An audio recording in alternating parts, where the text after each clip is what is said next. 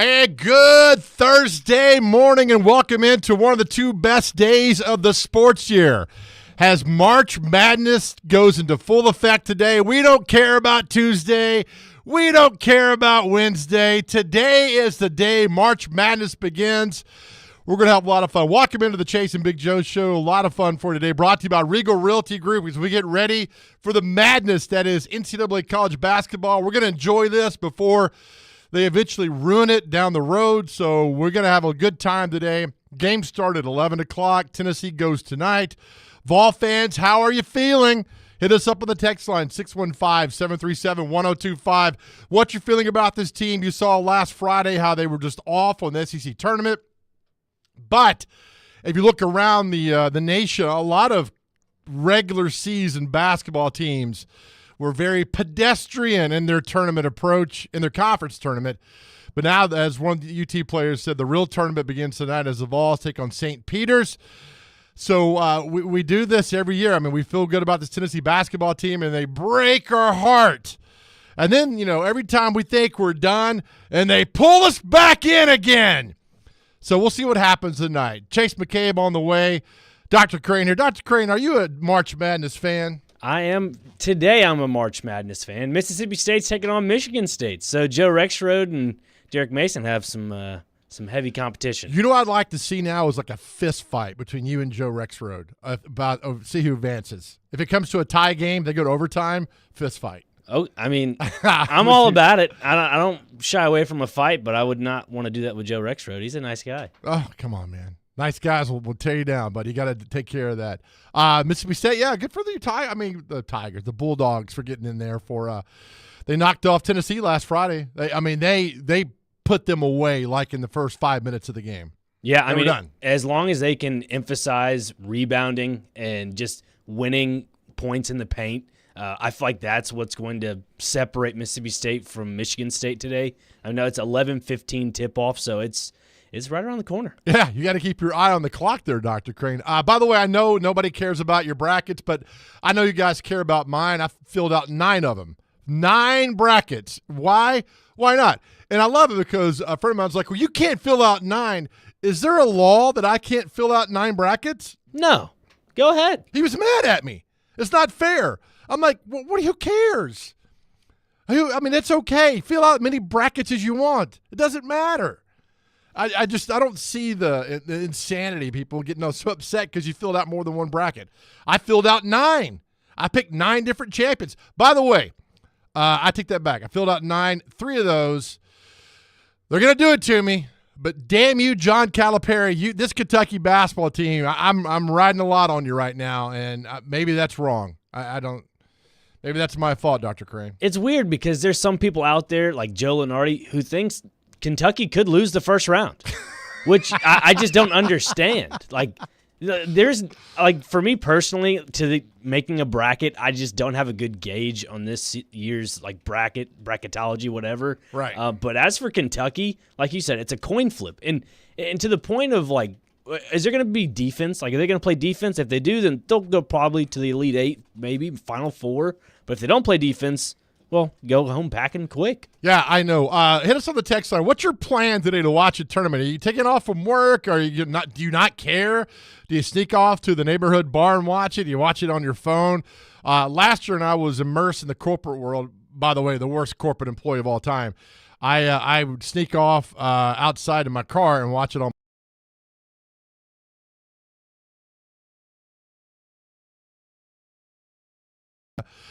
Have fun with that. I mean, it's truly one of the 2 best days of the year, all the upsets that happened. By the way, Dr. Crane, did you know on this week, these next 2 days, more men get vasectomies on these 2 days than any other day combined throughout the year? Really? Snip, snap, snip, snap. Right? Wow. So you could sit and watch games all day with, frozen peas or whatever they are? Yeah. I was going to say frozen custard, but I mean, that too. Whatever. So they sit and they watch you watch basketball because you're off work. So would you rather be off work in mid-April and watch The Price is Right? Or would you rather be off in Thursday and Friday in March and watch basketball all day? You might be asking the wrong question to the wrong guy. I'm a big Price is Right fan. When I was a kid, Joe, my grandparents, when I was at their house, I'd watch The Price is Right until it turned the TV off. Okay. I'm a big Drew Carey guy, Bob Barker. I mean, hey. May he rest in peace. But, Indeed. I mean, the show is timeless. It still goes on. All right, so last night I was reading this about this. I don't follow baseball because I'm just done with baseball. Can we please get into this? Okay. The Ohtani thing, I mean, where there's smoke, there's fire. If you've not seen this, how do you say his first name? Ippei. No, Ohtani's first name. Shohei Ohtani. Shohei, yes. Shohei Ohtani's interpreter. Explain the rest. Ippei Mazahara. You just made that up. No, I believe that's the right Ippei pronunciation. Mazahara? No, Ippei Mazahara. He is the former language interpreter for Shohei Ohtani. Apparently, they've been best friends or friends for 13 years before he was with the Dodgers. And once things kind of transpired, he had a bit of a gambling issue. And issue meaning $4.5 million in debt to I guess, what? I don't know if it's an offshore or if it's some sort of book. It's a bookmaker. $4.5 million? Yeah, to a bookmaker in South California, which is under federal investigation. Oh, nice. So some guys like, hey, come over here. And all right, so the headline on ESPN says Dodgers fired Shohei Ohtani's interpreter amid allegation of, quote, massive theft. So, as we always do with conspiracy theories, people are like, all right, is he taking allegedly, don't get on me here, allegedly, he's taking the fall for his buddy. Yeah, thank you for saying that, Joe, because there's two reports out there that either Shohei Ohtani has paid off the debt and is wanting to help his former interpreter / friend to not make this mistake again. And there's also people from Ohtani's camp saying this is a massive theft of wiring money from his own former, I guess confidant or former best friend's account towards this local bookmaker. Well, pro sports has embraced sports betting, all right? It's going to bite them in the butt. It's going to bite them in the butt at some point because the allure, the wanting to of placing bets and all that. I mean, you saw it with the Titans when Nicholas Petit-Frere bet on something inside the building that had nothing to do with football, but still. I mean, I don't know how you can control it. I don't know how you can stop it. There's a little bit of a caveat to this. Shohei Ohtani, and I'll say this in probably the best way possible. Some people may disagree. He is the face of MLB baseball right now. He's the face of baseball. Yes. Yeah, yes. I don't know if you watched the WBC last year, the World Baseball Classic, kind of like the World Cup for baseball. Right. It was held in Miami. Oh, yeah, I did watch some of that. The final game was Japan versus the U.S., and the craziest scenario happened. It was two players, Mike Trout and Shohei Ohtani, who were both teammates at the time with the Angels. Ohtani struck out Trout, which kind of gave that upper edge to Ohtani and kind of overtook the, I guess, the king's throne of who's the best player type thing. Plus, he's the modern-day Babe Ruth, everybody says. Oh, yes. Which is true. All right, this is interesting. It says initially a spokesman for Ohtani told ESPN the slugger had transferred the funds to cover Mizuhara's gambling debt.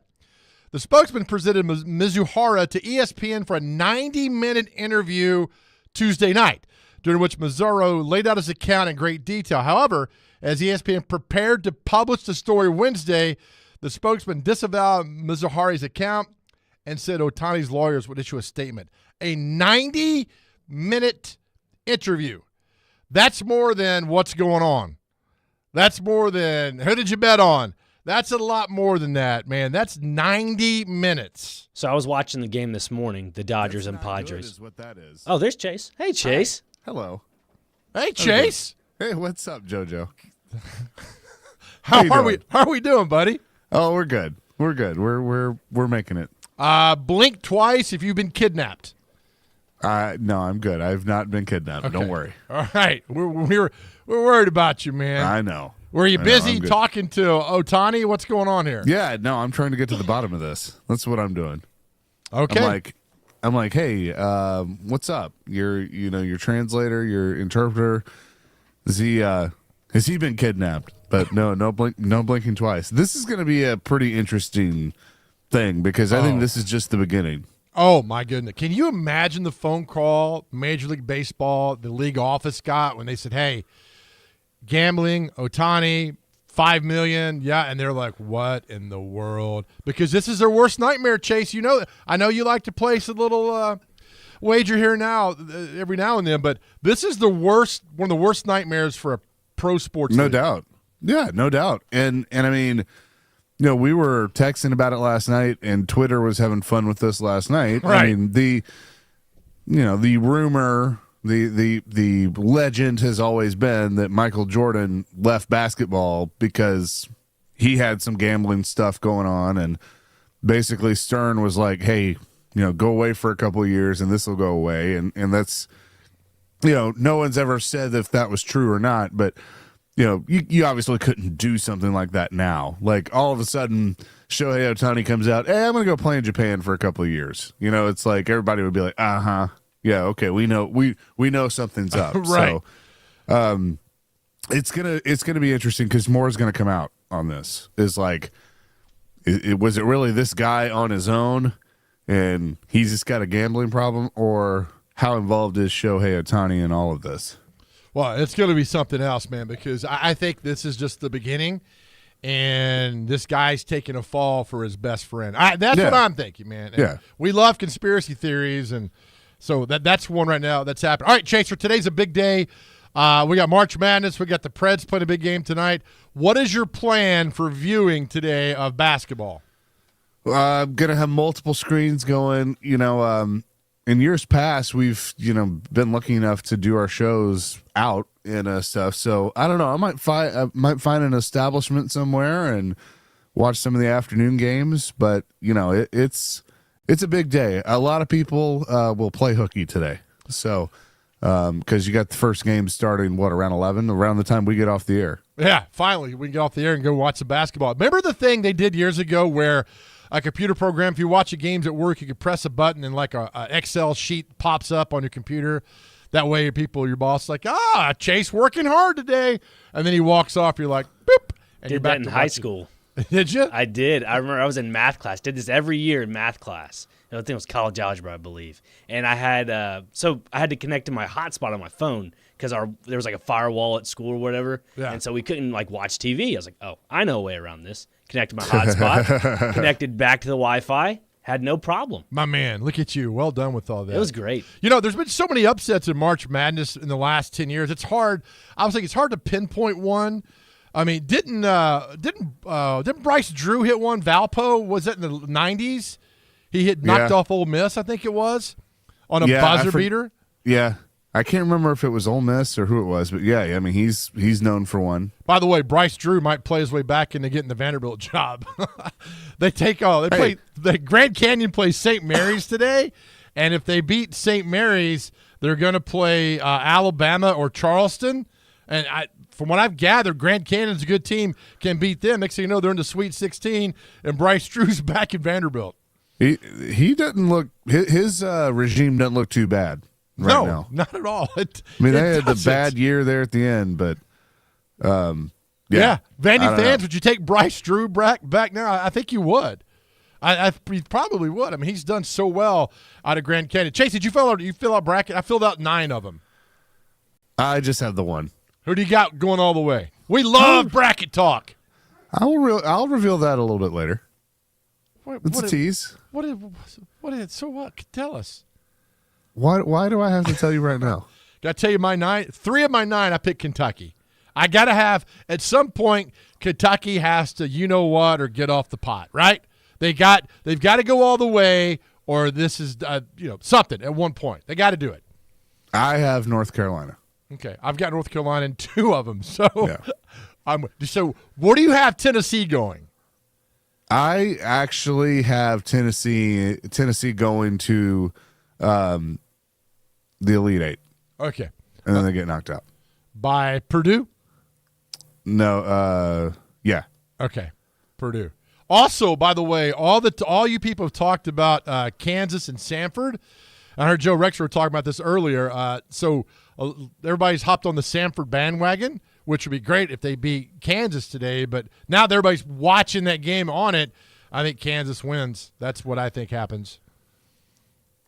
Cool. Real quick, also excited to say, because I'm just getting word on this, but Shea Ralph going to join us at 10:30 today after the Vanderbilt women's basketball team won yesterday, so they're now in the big dance. So looking forward to having Shea Ralph join the show because it's been, 10 years since the Commodores have made the tournament, and she's done a tremendous job with that group. We talked to her earlier this year, when they went on that run, but they're going dancing. They win in the play-in game, and we'll play tomorrow. And they beat Paul Kaharski's alma mater, even better. That does add a little something to it, doesn't it? A little. It adds a lot to it.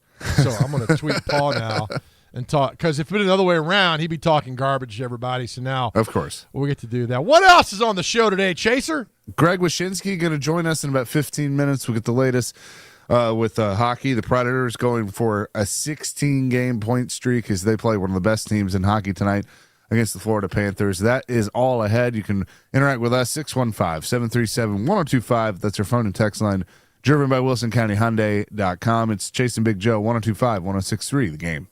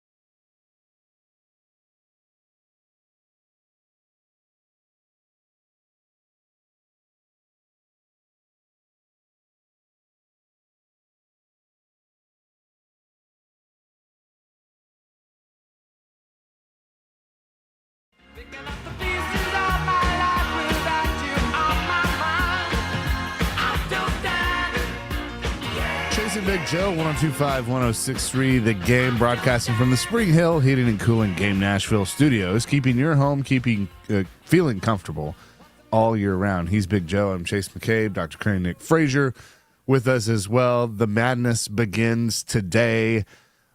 So is our official question of the day, where are you watching the games, or is it, what is your excuse of getting out of work? Well, evidently, some of the messages we're getting, people aren't, there's like, no, I'm not going to watch. I'm like, what in the world? Yeah.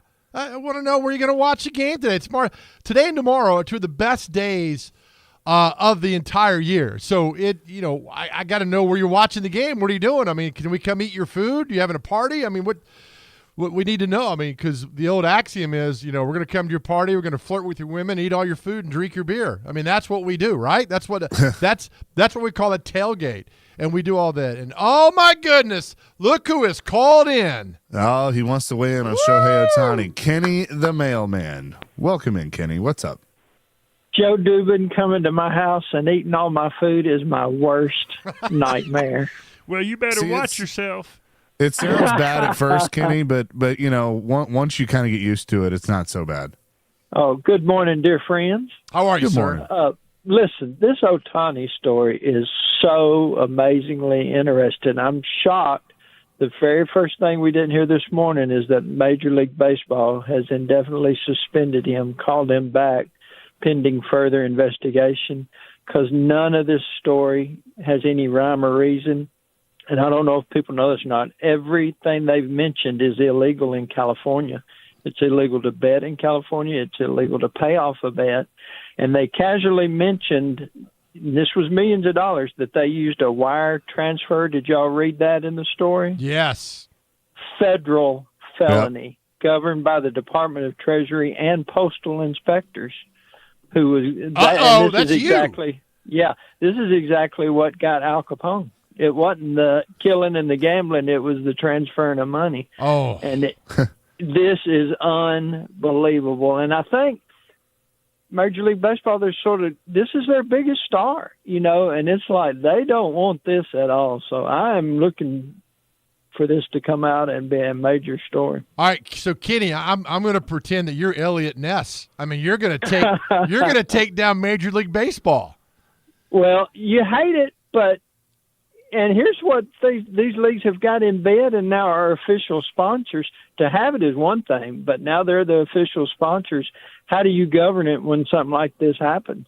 You're exactly right. I mean, you look at this, Kenny, if you take it like the NFL, it'd be like, and again, hypothetical here, like Mahomes betting on football. I mean, that's the equal of who Ohtani is. Well, listen, point shaving used to make everyone in sports cringe. I think there were 8 college teams this past year that had players suspended for that, and you barely heard it. Well, listen, y'all have all right, I'm telling you, that's what I'm reading something right now. Kentucky Thanks, basketball, 1949. Kentucky basketball players Ralph Beard, Alex Gross, and Dale Barnstable accepting $500 bribes to shave points in an NIT game against Loyola of Chicago in Madison Square Garden in 1949. So it's not like this just happened. I mean, it's been happening for a long time. But Kentucky, these guys never played basketball again. Their careers were ruined. So this is, man, you're right, Chase. You said it earlier. This is interesting what's going to come of this. And Major League Baseball today is probably thinking, thank God for March Madness, because we can kind of put this on the back burner for a little bit and try to figure out what's going on. But I'm telling you, man, the internet last night was on fire with what's going on with Ohtani and all this. And it should be. I mean, like, this is going to be one of the biggest stories, ever, especially if he ends up falling from grace because of this, because he's we talk about international stars. I mean, Shohei Ohtani certainly fits that category. Now, he's not the same ilk as a soccer player right now, but you think about how big he is in the States, how big he is in Japan. I mean, he's huge and transcends. And the fact that you finally found a guy that can be, an all-star pitcher and an all-star hitter all at the same time, we don't know if we'll ever see that again. And so to have him be the one, he signs this huge contract with the Dodgers. I mean, don't you know the Dodgers are lifting up every single blade of grass, looking under everything to try and figure out, his involvement in this, because if they find out that, it is true that he had something to do with it, then they're going to be trying to find ways, their lawyers are going to be trying to find ways to get out of that contract. It's the worst nightmare for every professional sports team, college. I mean, it's the worst nightmare. I mean, it's all these, like Kenny was talking about, the point shaving, the Tim Donahue, what was the ref that got involved? And the Donahue, I think it was Donahue or Donahue, whoever, Phil Donahue. Let me explain something here.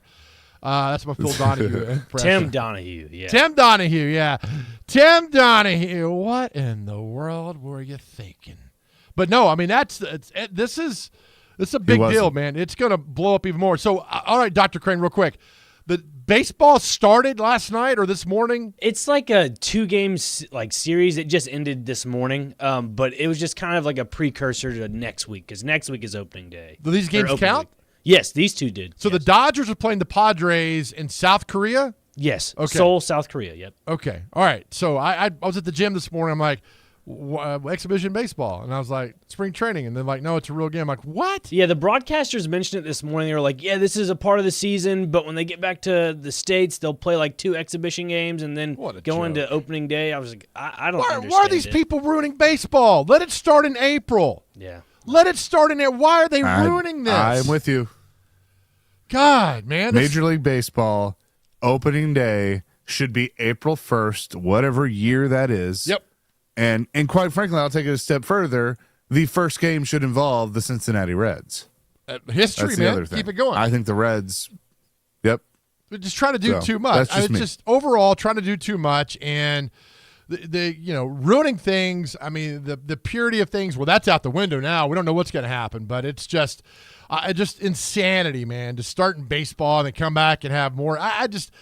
Just leave it alone. Why mess with something that was so good? And I know the TV networks and all that stuff, but, man, it's really ruining a lot of fun for this. Thank God we got March Madness before they ruin that down the road. I'm mad. And you know what else has been fun? You are mad, but I'm going to cheer you up. The Predators on a 15-game point streak. That has been fun. We'll talk to Greg Wyshynski from ESPN, get his thoughts on that and the rest of the National Hockey League next. It's the Chase and Big Joe Show, presented by Regal Realty Group, 102.5, 106.3 The Game.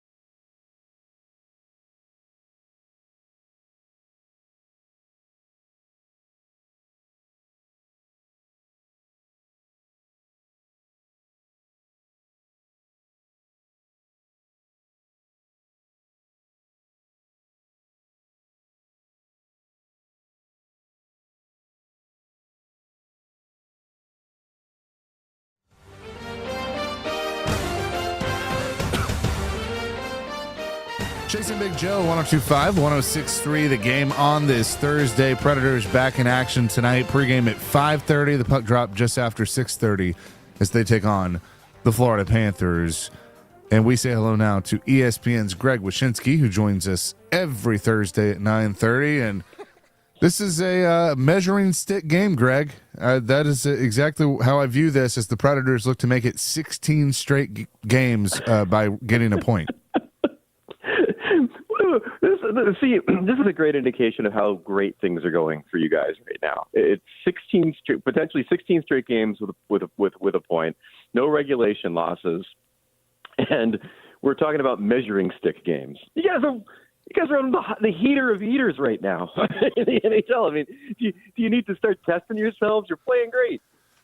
I know, but and I'm wondering how you look at this too, as somebody that you were like one of the only, maybe the only national media member that picked the Predators to make the playoffs. Obviously, you're feeling very, very good about that prediction right now, but I still need to see them match up against a Stanley Cup contender, which I truly believe Florida can be. That's just me. Now, do I think they can hang? Could I see this being a 1-goal game either way? Absolutely, but I still want to see it.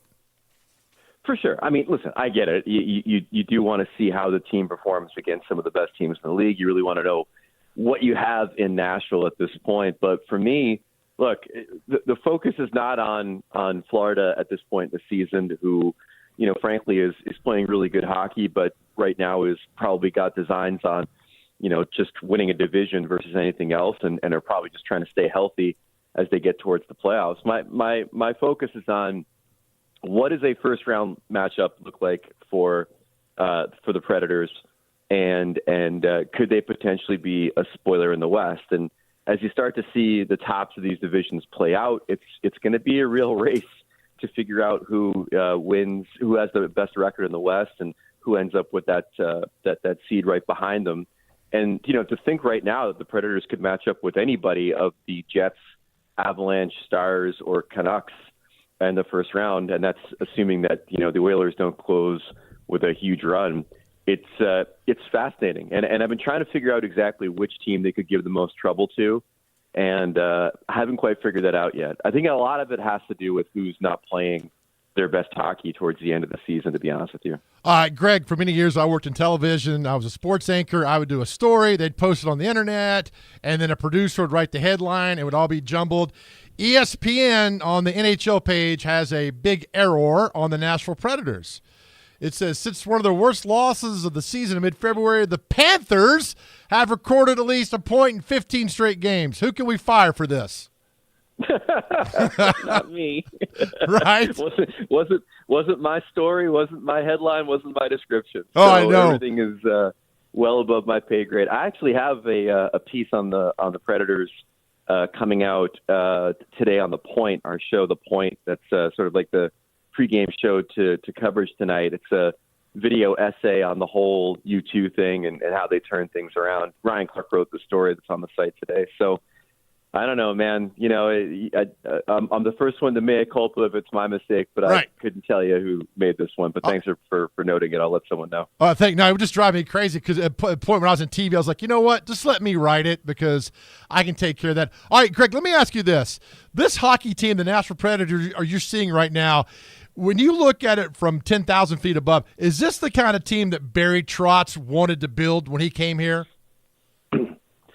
Yeah, no, I think it's still a work in progress. It's what makes this season so exciting, is the idea of, Barry kind of coming in and putting his stamp on the team, already kind of understanding what it needed. I think the O'Reilly move, for example, was one of those things where he saw not only a hole in the lineup, but also the type of person that he needed in that locker room with such a young team. And so, I think from a personnel standpoint, it's still probably a work in progress.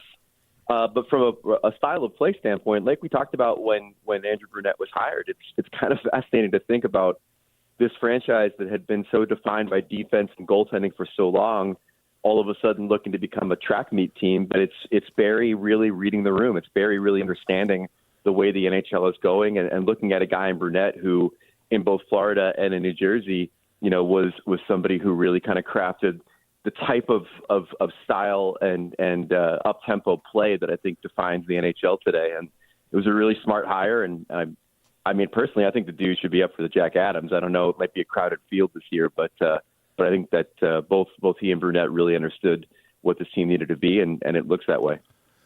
Greg Wyshynski is with us, presented by ESPN Bet, senior writer of the NHL for ESPN.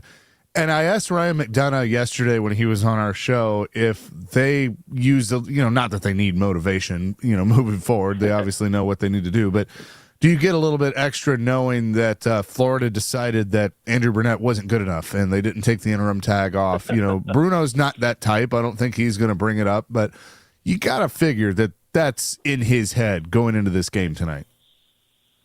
I'm sure it'll always be there. I'm sure, the fact that the way things went there, is always going to be part of his mental makeup as a coach. But I'll say this, though. I mean, two things on that. First of all, I didn't agree with it when it happened, and I was really sort of not exactly bullish on Paul Maurice being their head coach.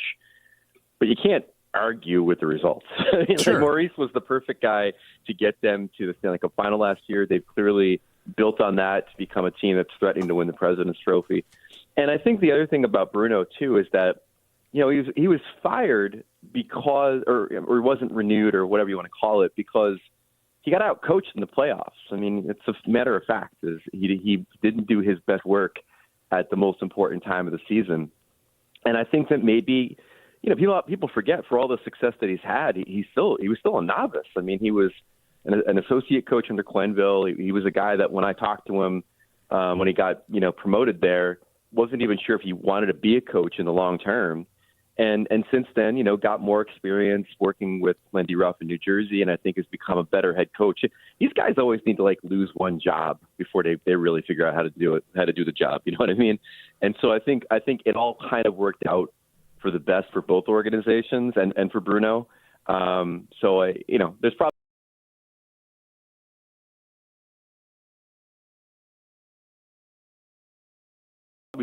Greg, obviously Florida is one of them, the Rangers, but Boston, now has the lead in the President's Trophy race right now with 97 points. Yeah. And then you look at the teams in the West as well. Do you feel like they're all kind of right there together, or does one team stand out to you more that you feel like it just has the pedigree to win the Cup? I really like the way that things are kind of coalescing for Colorado right now. And obviously it's pretty easy to say that when a team's won 7 games in a row, but they look really good. I think their deadline acquisitions have been really good too. But the team that I saw the other night that has me just like, whoa, is the Carolina Hurricanes. The Hurricanes have always been a team that has looked great, put things together, possesses the puck, handles the tempo, does all these things.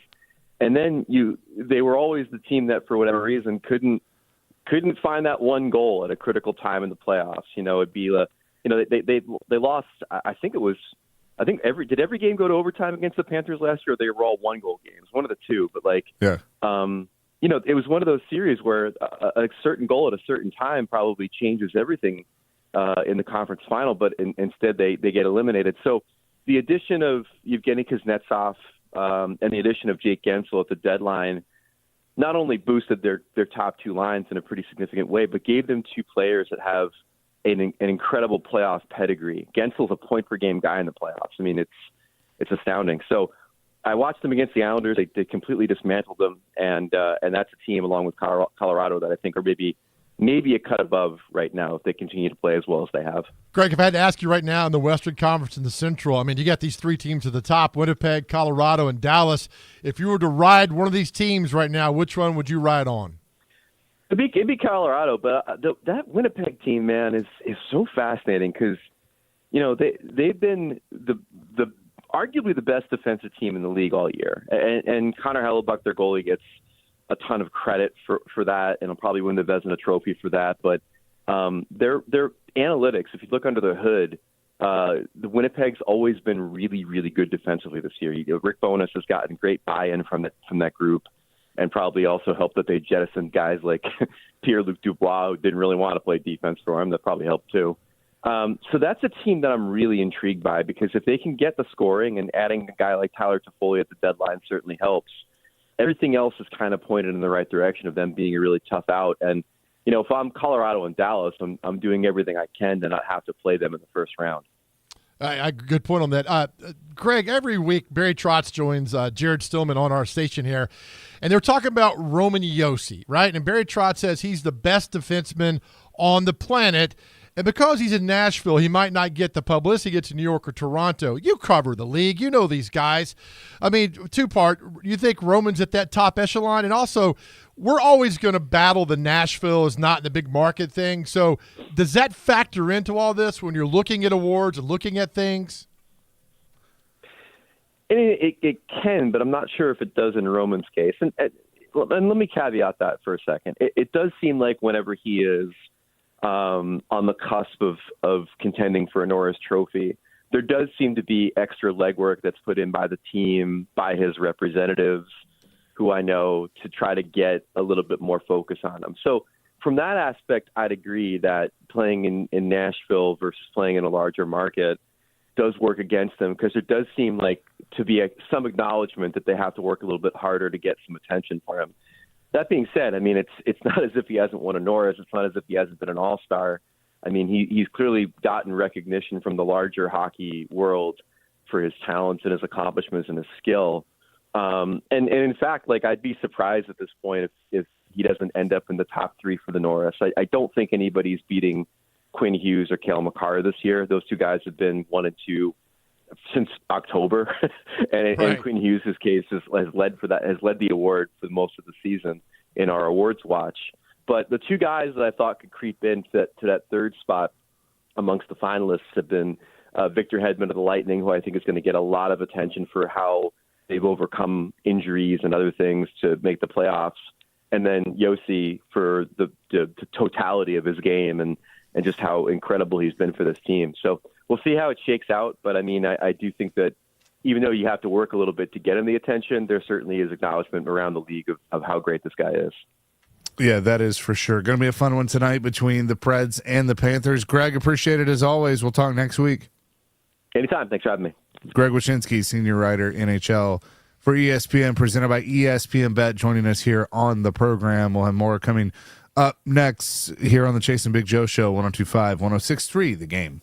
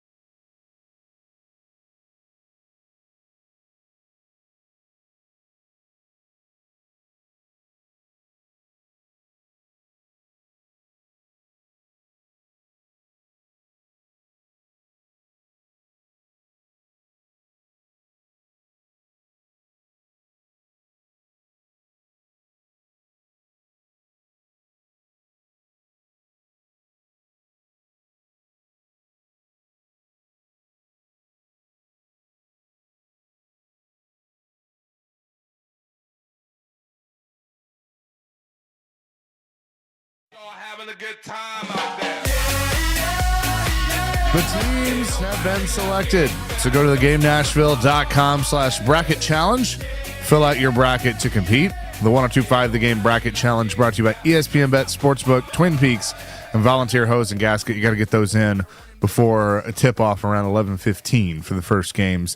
As March Madness gets underway today, Derek Mason's Michigan State Spartans and Nick Frazier's Mississippi State Bulldogs will be the first one at 11:15 on CBS. Are you excited, Nick? I'm pumped. I don't think I've seen Mississippi State in the big dance in a while. I think it's, 3-4 years? To me, that's a while. It's been a minute. It's been a minute. I set a high standard for Mississippi State as a personal thing. I mean, they have great programs all around. I'm not a spokesperson, but I mean, just basketball program has been. You just play one on TV. Yeah, exactly. What's your connection to Mississippi State? My brother went there. Okay. So my brother had two decisions to two options, let's put it that way, to either go to an SEC school or a Conference USA school. I was like, Tone, come on, man. You got to go to an SEC school. It'd be fun. And sure enough, he loves golf, and they had a golf program, and yeah, he went with that, and yeah, the rest is history. Rest is history. All right, Chase, you got a question for the masses. I do. As we talk about the Predators right now and this run that they're on, I remember when it basically was decided that they're going to go into rebuild, retool, whatever mode, and they sold off last year, and everybody was kind of begging for that. I raised the question, well, are you still going to go to the games? Are you still going to support them? And I will say that there were times earlier this year, especially on maybe a Tuesday or a Thursday night, you were not. And so it was not full by any means. And that's to be expected. Well, obviously now, all of a sudden, it's a hot ticket, because they're playing well. They're on this streak. But I am curious of how many of you have just stayed through it, stayed on the roller coaster ride this year of the ups and downs with this team. And look, I'm not one of those people that is going to shun away a bandwagon fan or whatever. They're jump on. The more the merrier. I'm always like, just if you're one of those people that jumps on when they're winning, fine. I don't care. Support the team. But I'm just curious of that, just who sat there through a 9-2 loss to Dallas, who sat there through the tough times this year, and now are enjoying the fruits of the labors that this 15-game point streak has been. I think you get a lot of people were like, that's a good question. For me, I was like, oh, man, I see, because we see him every day and we talk about him. We knew the talent that was there, and so maybe some average fans like, well, they lost 9-2. It's the games are fun. We'll go if they win. No big. It's kind of like the AAA baseball thing sets in a little bit on you. Yeah. But I think there were a lot that probably like, well, they tried hard. But now, I mean, it's a good question, and people, I mean, everywhere you go, I mean, I see Preds gear everywhere I go. Sure. Everywhere. I see it more, and people can argue, but I'm telling you right now, I see more Preds gear than Titans gear, almost 10-1. Right now, I would say that's true. I see a lot of gold and I see a lot of orange. That's what I see when I'm going around town. Now, I see some two-tone blue, but I would say right now, you're probably right.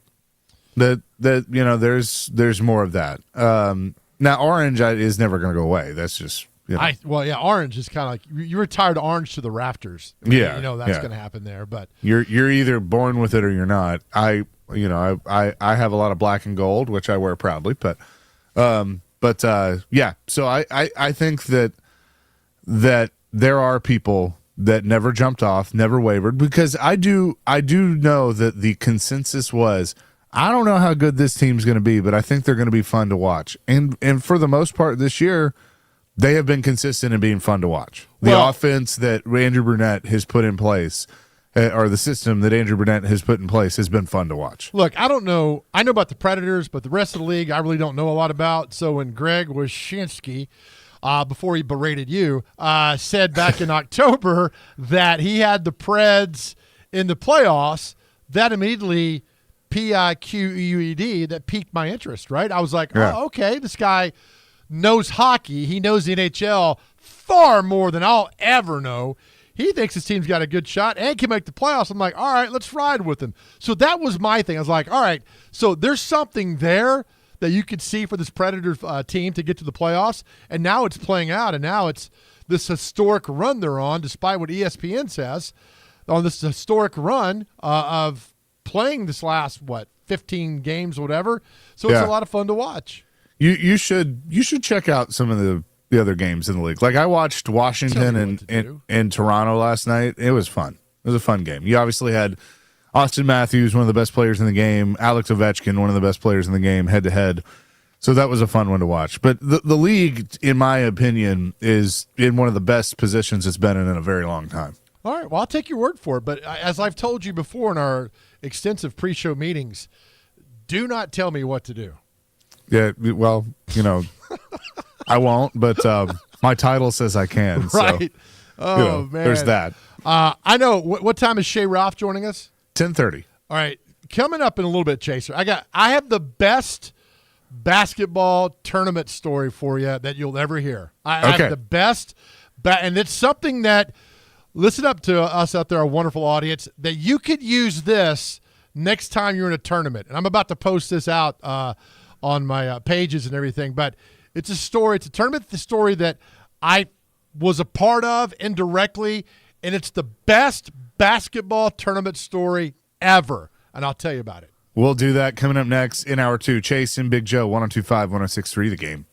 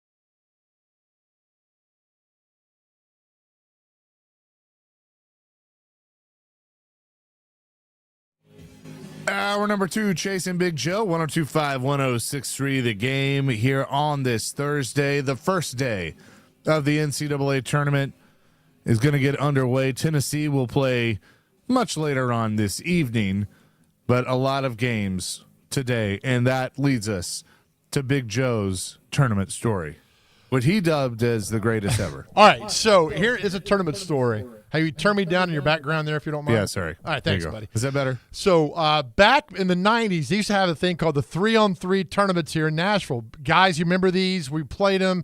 I mean, there were 150 teams that signed up. They used like 20 courts. In fact, where the Hilton sits downtown Nashville was a big parking lot in the mid-90s. And a 3-on-3 basketball tournament. Most places were a parking lot in the 90s because you didn't have trouble parking. That's exactly right. So, I mean, everybody, it was great. It was a lot of fun. And so all these teams went down there and you had different brackets and different settings. So we went down there one day, and in the bracket next to ours, not the one we're playing in, was a team. This is the most fascinating basketball story ever. Was a team, and Chase, their team name, instead of being like, Chasers 1025 or Big Joe's Bad Guy or whatever, right? The name of the team in the bracket was BYE. B-Y-E. Okay? Okay. So if Chase McCabe is playing BYE and your game's at 1 o'clock, what do? You don't show up. Why? Because it says bye. Because you've got a bye. Chase, this team went all the way to the semifinals. Every other team forfeited. They won like 5 games using the team name BYE. Nobody checked. Nobody. And they were like, so one of the team, we were sitting there, and one team goes up and says, all right, well, we lost. We forfeited. We're here. And they went and said, no, you didn't show up. The team was here. Like, well, you can't use the name BYE. You can't do that. And the people were like, I mean, you can. There's nothing wrong with, BYE, whatever you want to name your team. As long as it's not vulgar, you can do whatever you want to. And the team made it all the way to the semifinals. They got crushed in the semifinals, went to the double elimination, got destroyed in double elimination. But it was the greatest basketball run of all time. So, friends, if you're going to do a tournament and you got no chance to win, BYE. Name your team BYE. They didn't show up. I mean, it was fascinating to watch this because somebody said, hey, I think this is a real team. And we're like, I don't say a word. So we were like, oh, my goodness. And they rolled to the semifinals of this big basketball tournament that was in town. It's 30 years later. It's one of the greatest things I've ever witnessed in my life. There's one person I really hope is listening to this, and I know he's not because he's covering Tennessee, but I really wish Joe Rexrode was listening to this. Right. Because I've never heard anybody complain more about saying bye week than Joe Rexrode. He's like, no, it's the off week. Like he is like adamantly against calling it the bye week. That is fantastic. That is such a loophole. And if I was on the other end of it, I would be pissed off beyond anything. But like that was great. Fantastic. But to watch it play out in front of your face was like, man, this is something. And it was a lot of fun to do that. And obviously the teams were livid about this, but I thought it was great. Well done, man. And they rolled right through that. So enjoy your March Madness at tournament time with that story in tow. That's times. a good one. That is a good one. What are your thoughts on your read on St. Peter's and Tennessee? Obviously a late game tonight. I believe it's 8:20 Central Time when that will tip off as they begin their quest. It'll be on TNT, but we know St. Peter's was a story a few years ago, playing upset. Tennessee, though, to me, they got to get to at least the Elite Eight for this to not be a disappointment. Well, I totally agree. I think they will just crush St. Peter's tonight. Because St. Peter's won that run 2 years ago, and they all remember it. There will be another team that'll make that run again. They always do every year. But this Tennessee team, I think getting thumped last Friday was good for them. They've lost 2 straight now. Kentucky at home, and then, of course, the first game of the tournament to Mississippi State. But I think that was like, all right, that was a massive wake-up call. And, all these coaches talk about teaching moments, what they could do. And I think Rick Barnes like, all right, you got your butt kicked, and here, you get your butt kicked again and be kind of embarrassment. I mean, you guys you play a lot better than this. But if you look around the the country at tournament teams, Chaser. A lot of these teams like North Carolina, Illinois ran through. Nobody thought Illinois would win the Big Ten tournament. So those tournaments kind of like, nah. That's why I worry about Auburn. Auburn played those 3 games. Florida played 4 games. Now you go in the tournament. You got to travel across country. I like Tennessee's part better than Auburn for the simple fact they've got to travel across the country. And Tennessee's got to drive 3 hours east to play in trouble. I think they had no problem tonight. I don't think if they win and Texas wins tomorrow, we'll be like, all right, they set it up. We know what's going on, all the questions. And, sometimes a team plays off their coach's personality. Sure. And hopefully Rick Barnes is kind of like, hey, that was a long time ago. It was 10 years ago. I've been at Tennessee now. I got here in 2015. This is my school, all that. And reporters are trying to make the most of it. I get all that. But I agree, man. Tennessee's got a path to meet Purdue in the Elite Eight, and they could beat Purdue and get to the Final Four. Again, Tennessee basketball has never been to the Final Four. This is as good as year. Last year was pretty good.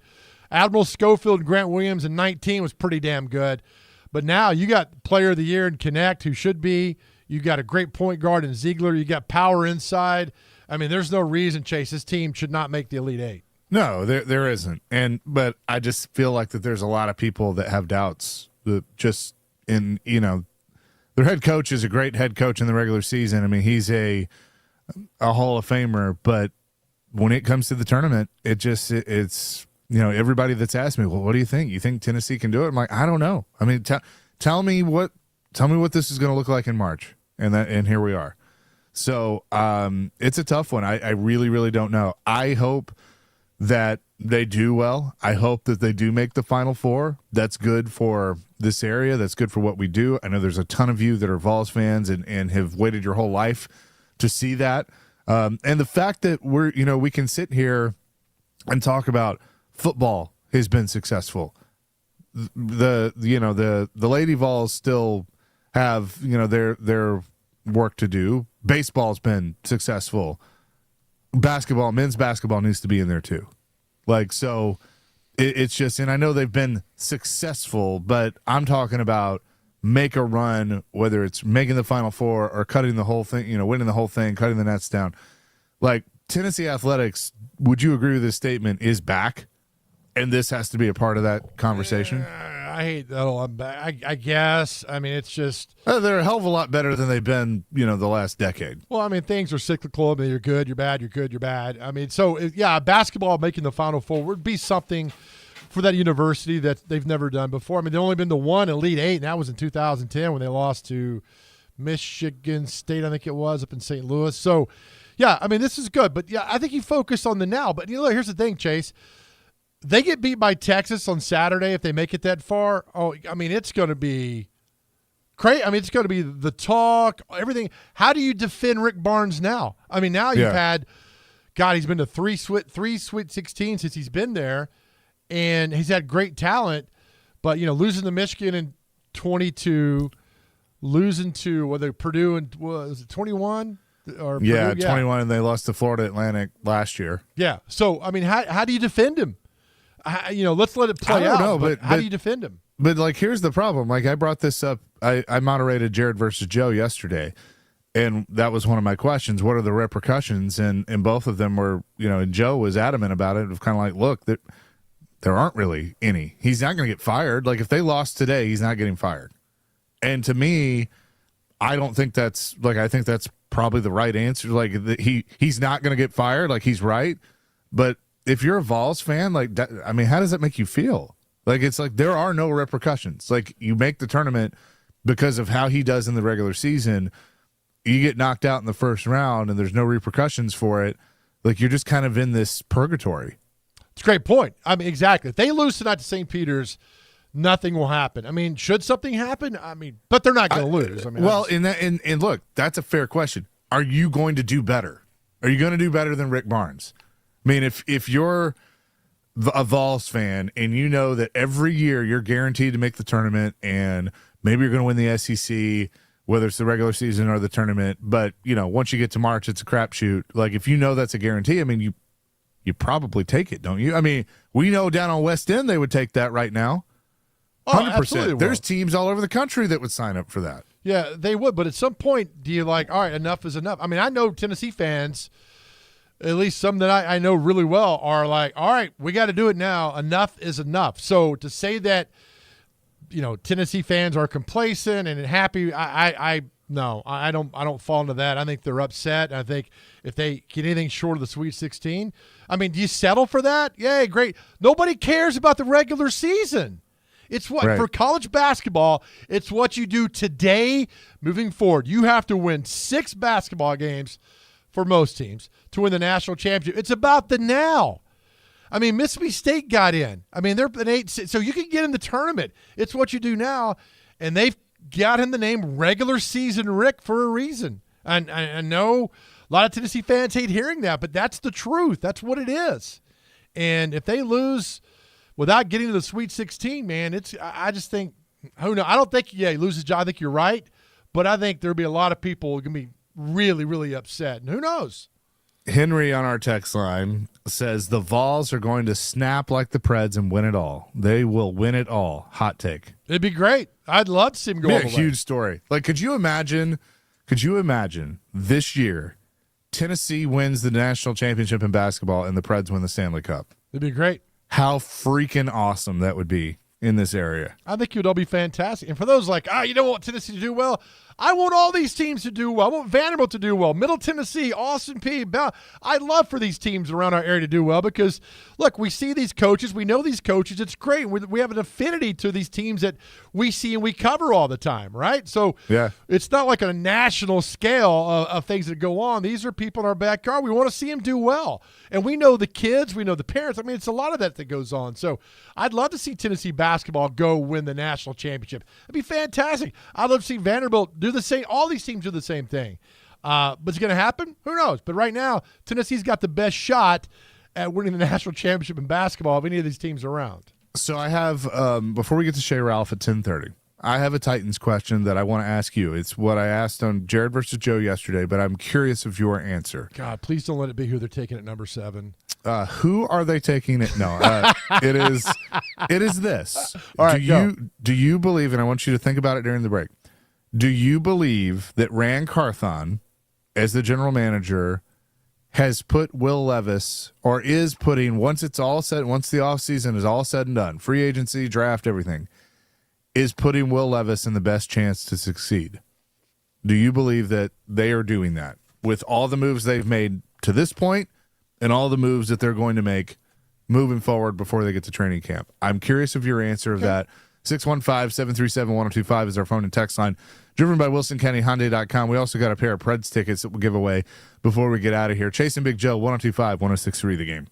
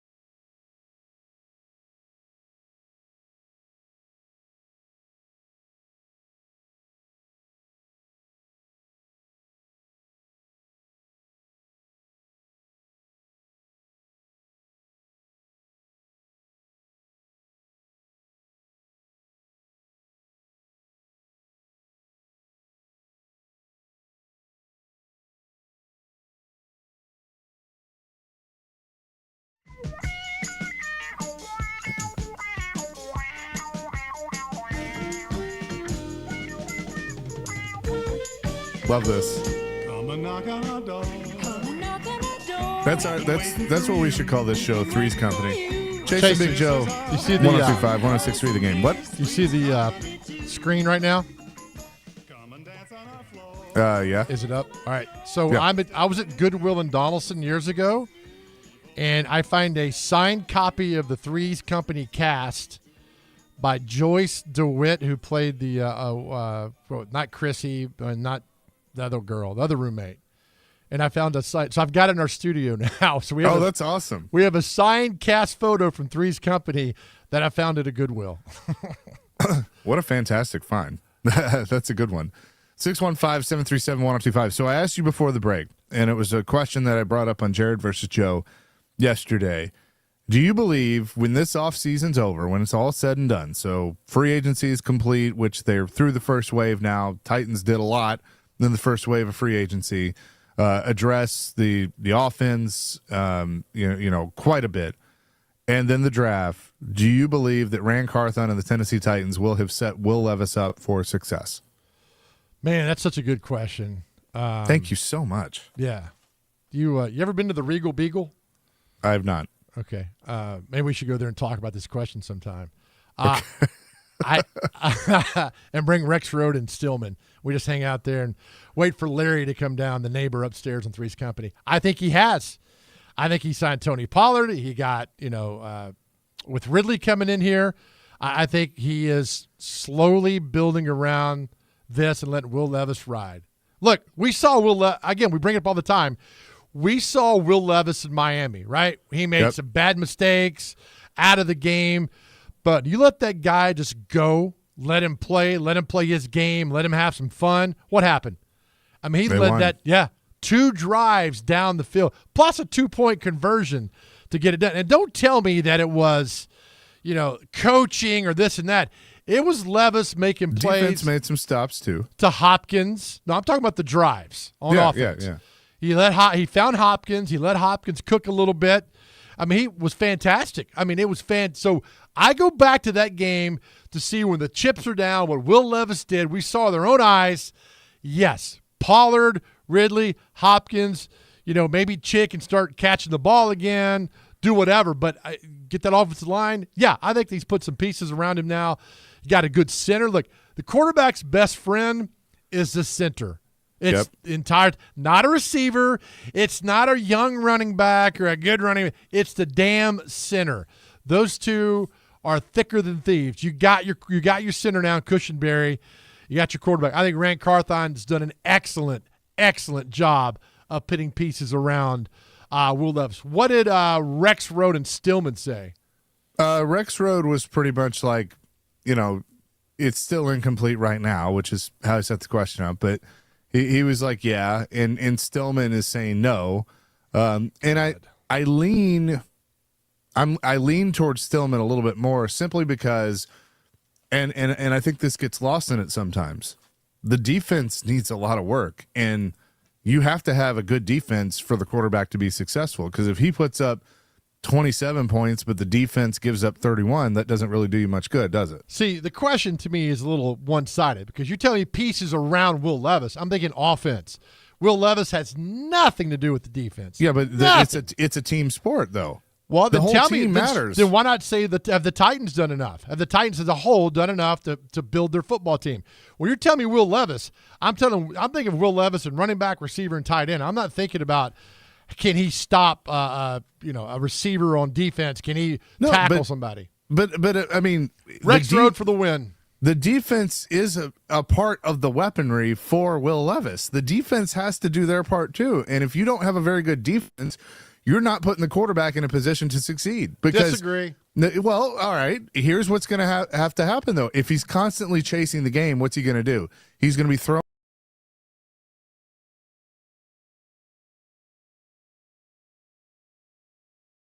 On the question then, have the Titans done enough to improve their team? It has nothing to do. As Rand Carthon and the Titans put Will Levis in a position to succeed. You can take that however you want it. I'm taking it by offense. Has he built the offense around him? This has nothing to do with defense. Will Levis is a quarterback. It has everything to do with the team. Then It's the say whole that. team. Say, is that another Will Levis? Has he done enough to help DeAndre Hopkins? I mean, it's Right, all the but team. I know, but you're just saying that the defense doesn't matter to the success of the quarterback. No, and it's I the way disagree. you frame the question. I mean, I can have the court reporter read it back to you, Chase. I know what the question was. The question was, has Rand Carthon and the Titans put Will Levis in a position to succeed? It's an open-ended question. If you're going to just say the offense, fine, but the defense does factor into this.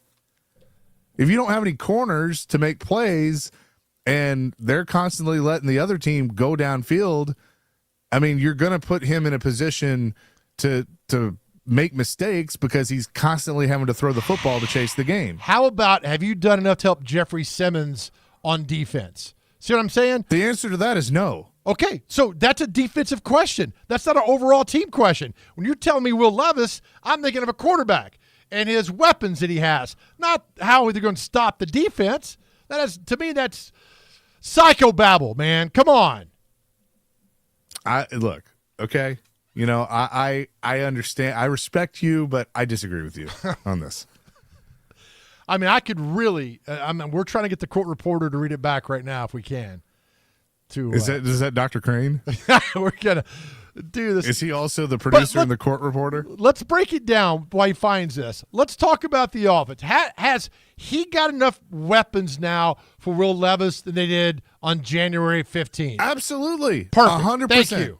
All right. Look, from an offensive standpoint, I think outside you get now that's contingent on find the left tackle.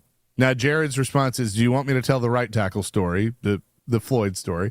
No. I think the right side is still a concern. But if you go into this year with Joe Alt, Skoronski, Cushenberry as the center and the left side, and then you keep the right side as is, I don't love that, but I'm going to feel better. I'm going to feel a lot better about that offensive line. It's definitely improved. Have you improved on receiver? I would say you have, because you've added Calvin Ridley. You brought NWI back. You're hoping that you're going to get improvement with Traylon Burks, and obviously you have D-Hop, and I still think you're going to draft a receiver. You know, running back, it's hard to say whether you've improved or not because you've changed it. You've changed the position. You've gone from a bruising bell cow freak of nature in Derrick Henry to now two running backs that are going to fit your offense more, that can catch the ball and be offensive weapons. Tight end, I don't think you've improved. You haven't done anything to address tight end. No, you haven't. But I mean, I like and look, I think Spears is not being talked about enough in all this because, like, we got Pollard and we got Burks and we got Calvin Ridley. Look, Spears is such a great change of pace back. Everything that happened, when he did that in the Cotton Bowl versus USC, the way he ran the ball, how hard he ran, was fantastic. Dr. Crane, are we good on this? Here we go. Answer that question. I'll answer the question. You want answers? I think I'm entitled. You want answers? I want the truth. You can't handle the truth. There we go.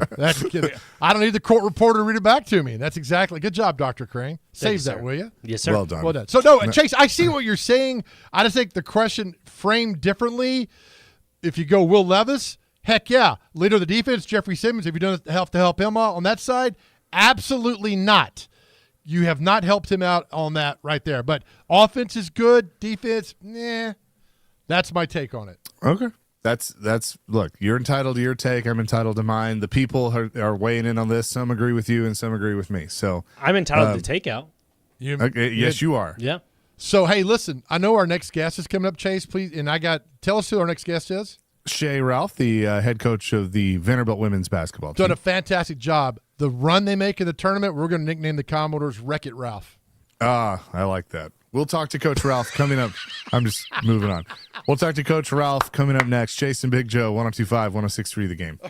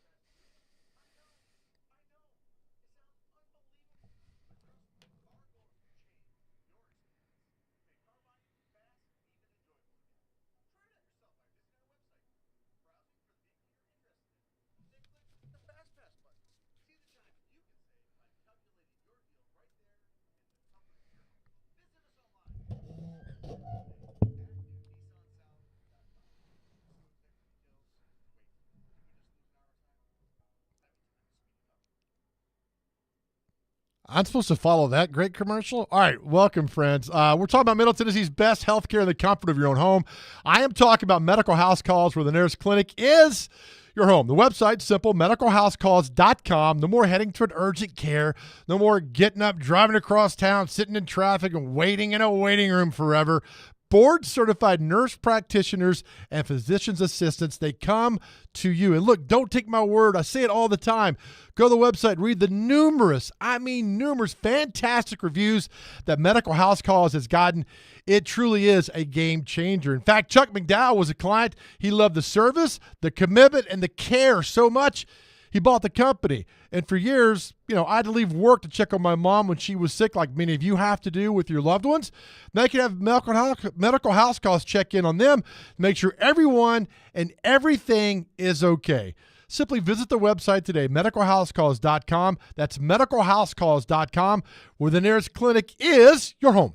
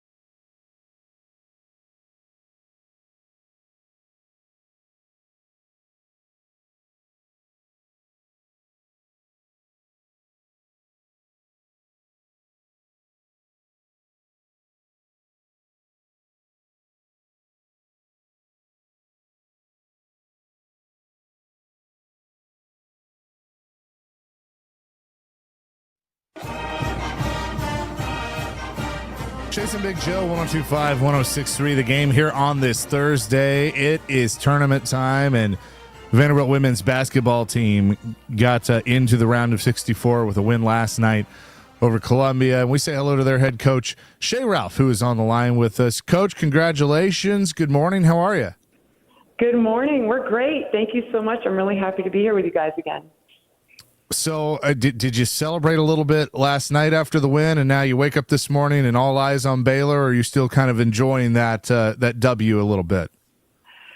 Yeah, we definitely. We celebrate every win here, whether you guys see the wins or not. But we didn't have a lot of time to do that. We didn't leave the gym until about midnight last night, and then obviously the first order. For us, the priority is getting the kids rested, the players rested and fed. And this morning, we're up and at 'em, preparing for Baylor. My staff is awesome. The assistants probably up all night watching film and doing all the things. But we don't practice until later today, so it's about more recovery this morning and making sure we have our game plan together. How do you help them, kind of understand what this time of year is like? You did it as a player, you obviously have been it now as a coach. getting to the NCAA tournament. But it's a different time of year. It's you're playing every other day, and then obviously you'll have a little bit of rest if you keep moving forward. But it's got to be an intense time, and if your players have never done this before, how do you kind of help them navigate those waters? Yeah, it's a great question. The way that we do that starts way before we get here, right? So one of the things that we've talked about since we've been here with our team is preparing to play for championships. And so we schedule our games this way. Sometimes in the non-conference, we try to do, where I'll talk to them about, hey, this is what it looks like when we're going to get to the NCAA tournament. We're going to have to prepare this way. We're going to play two really good teams. 2 days apart, and that's what it's going to feel like when you get into March. The same thing with practice, film, preparation, recovery. We try to treat the entire year as we would treat the NCAA tournament, so that when we get here, even though they know it's different because it's March and you lose and you go home, we don't prepare any differently. We don't practice any differently. We don't travel any differently. Everything looks exactly the same. So they know and feel, hey, we've been here before, even though they haven't in March. And a lot of what you experience in the NCAA tournament, guys, you don't know until you get here. You don't know until you experience it. So that's one of the things I'm really excited about for my team, because they're experiencing it for the first time. But we got to win. We won. We're still here. We're still dancing. And I could just see the level of confidence lift yesterday in the locker room. They were so happy, so proud, so excited, and we're really, really looking forward to playing again tomorrow. We're talking to Vanderbilt women's basketball coach Shea Ralph. And Coach, let's go back to Sunday when you heard your team's name announced. You're in the tournament. How just elated were you for your team and your staff? Because, it's funny. People think you guys just show up in September and start playing basketball. But, I mean, you're there in May, June, July, August. You see the sweat and the tears. How much elation was it when you saw the name called and the hard work pay off? Man, I don't even know that I can put the joy into words. The happiness I felt for my team, my staff, the happiness I felt for our program, our athletic director, our chancellor, our community, everyone who has invested so much in our program. It shows our team, and I was saying this to them earlier, I think it's hard this day and age when you're leading a young group to get them to understand, how great things take time. And that's not the world that we live in. I mean, I can order something from Amazon right now and it'll be here in a couple hours, Right. It's not the world we live in. And so getting them to understand, hey, keep your head down, limit your distractions, focus on what you can control, do the work. I promise you it will pay off. It will pay off. And so to see them experience that moment for me, as a leader, as a person that's trying to guide them in life and help them grow as young women, was just so joyful and so huge. And I'm just glad that I get to be on this journey with them and that we get to fight another day. You guys take on Baylor tomorrow. How do you I know the answer, but I don't know if the audience knows the answer. When you go and you play Columbia and when you play Baylor, you've already scouted Baylor. And that's not being cocky or confident. You just got to do your due diligence in case you win the game. So you've already scouted Baylor a little bit, correct? Oh, yeah. My assistant coaches are responsible for that. So one coach had Columbia, and, we found out on Sunday night, and then we left on Monday early afternoon, and he had the game scouted by then. And the other two are working on the other teams in the tournament so that, when we win and we move forward, we're prepared. So I have a coach actually outside the room waiting for me to talk about Baylor. Right now, we've scouted them. The film is ready for the players. The report is printed, and now we don't change anything, and that's how like I said earlier, that's how we prepare all year. Nothing is different for us. Now we just go and technically, how are we going to defend them? How are we going to score against them? What does that look like? What are the keys to the game? Utilizing everything we've worked on all year. Coach Shea Ralph is with us, Vanderbilt women's basketball coach. So I know Iana Moore had 22 points last night, but what's going through your mind when she hits that big three-pointer in the final 30 seconds as things are wrapping up? As soon as it left her hands, I felt like it was going in. I feel that way any time she takes a big shot. But it was, going through my mind is we better get our butts back on D, and not give them not give them an easy bucket. But I also felt like, for Ayanna, just watching the game yesterday, watching her prepare all year, knowing what she went through last year, early on had that knee injury, her first big injury of her career. She's looking and playing like, you know, an All-American. She's playing like a kid who wants to be great. She's a dynamic elite guard. And when you make those shots in those moments in March, you know, that kind of stuff you can't give a player in practice. I can't give her the level of confidence that she just gained last night in practice or in a regular season game.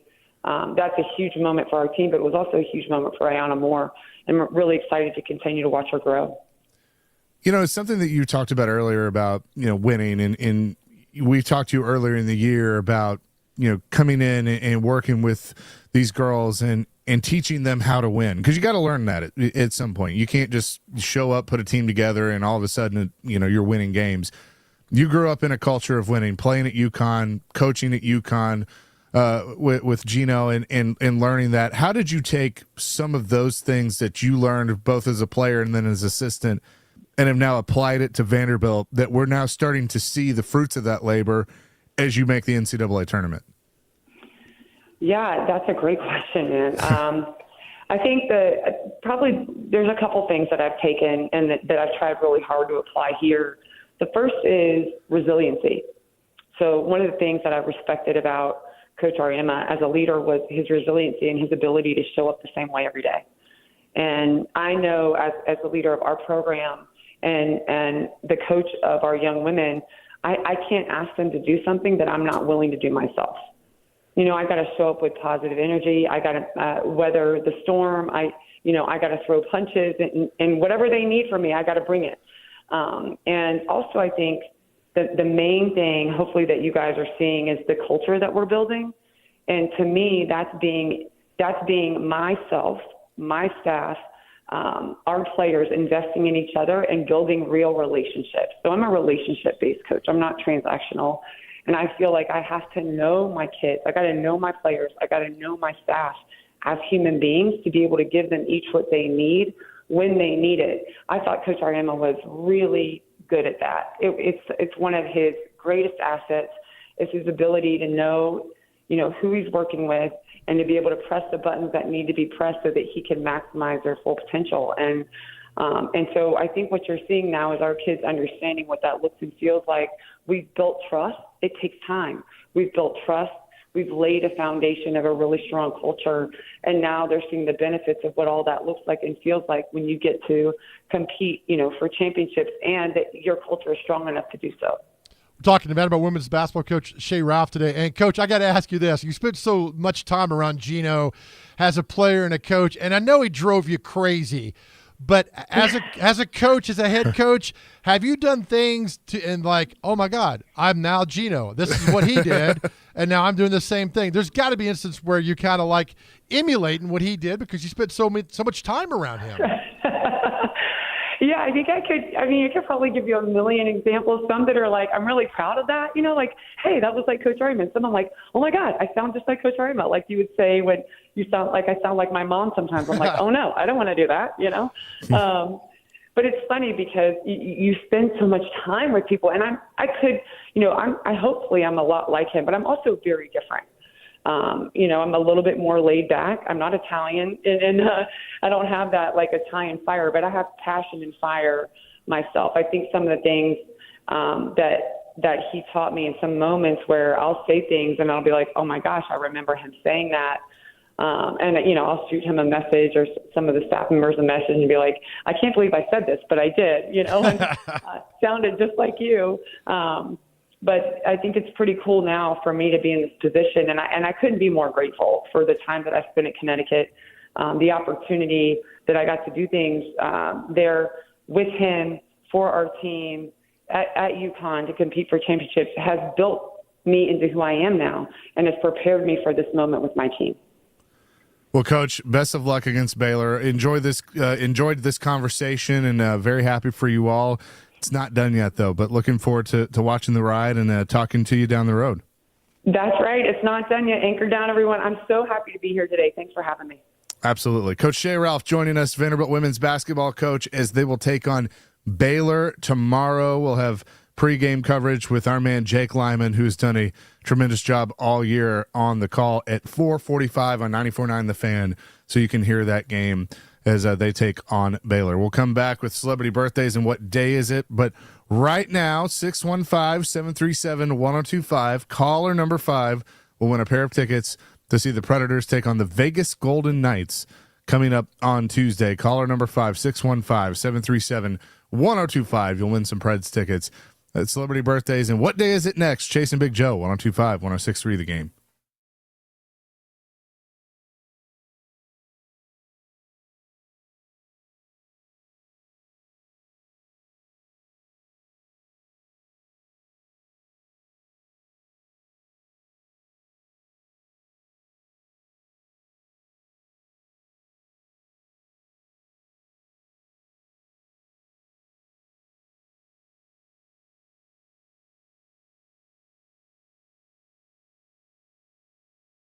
All right, it's a big day. Maybe you want to place a wager or two. ESPN Bet is where you need to do that. It's live in Tennessee.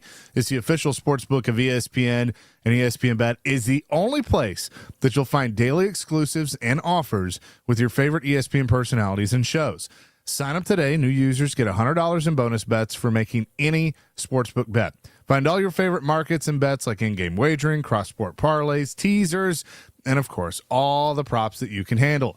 ESPN Bet. Download today. What a play. You must be 21 years or older and in Tennessee. For problem gambling support, call or text the Tennessee Red Line at 800-889-9789. Terms and conditions apply. See app for details.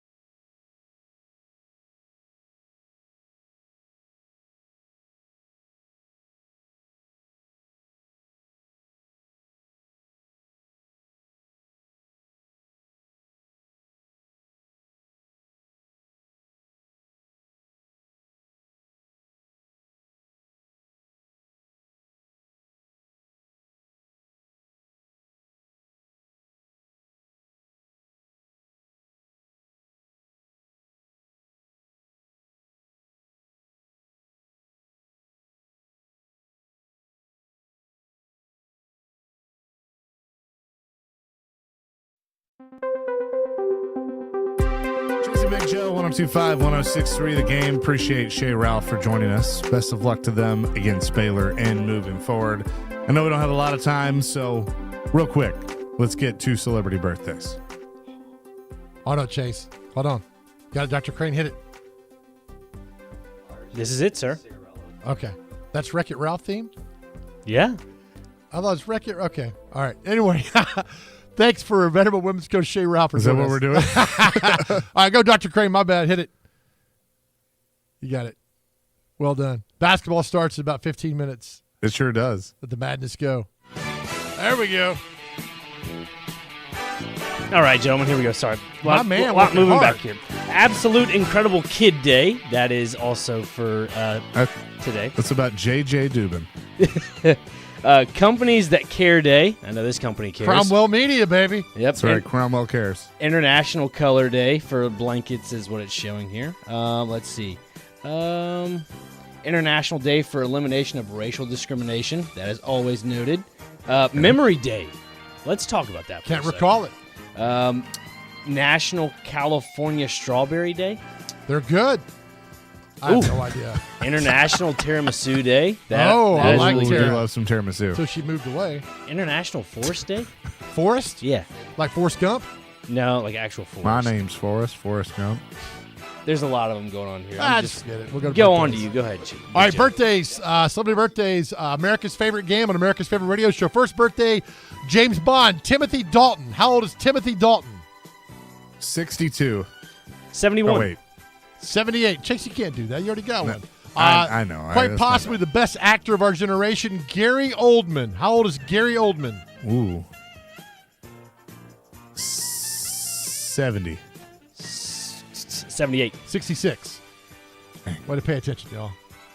Actor, Ferris Bueller, Matthew Broderick, who, by the way, best movie, War Games. Never saw it, go watch it. Matthew Broderick, how old? That is a good one. 61. 63. 62, that's a push. You boneheads. Comedian Rosie O'Donnell. How old is Rosie O'Donnell? 67. 77. 62. Come on down a bit. See more. Clint Eastwood's son, Scott Eastwood, who looks just like him. 58. 45. 38. Comedian Brad Hall, who is married to Julia Louis-Dreyfus. How old is he? He was on Saturday Night Live. Brad Hall. 57. That's Seinfeld, so that would be 61. 66. My goodness, there's nothing here. You guys are killing me here. It's 0. Let's see here. Oh, my goodness. I don't know any of these people. Actress, she lives here, Cassie DePaiva. She was in Days of Our Lives. She lives here in Nashville. She used to. 67. Oh, man. 79. 63. One more here. Musician DJ Premier of the group Gang Starr.